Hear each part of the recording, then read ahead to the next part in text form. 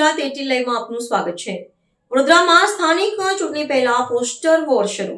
ફાયલી વિસ્તારમાં ભાજપ વિરુદ્ધ પોસ્ટરો લગાવવામાં આવ્યા। પ્રધાનમંત્રીના નામે વોટ ન આપવા અપીલ કરતું લખાણ ચર્ચામાં। દેશ ચલાવવાનું કામ અલગ, વિસ્તારના પ્રશ્નો અલગ એવો સંદેશ। સ્થાનિક ચૂંટણીમાં પટેલ ઉમેદવારને સ્થાન આપવા માંગ ઉઠી। જય સરદાર જય પાટીદારના સૂત્ર સાથે પોસ્ટર અભિયાન।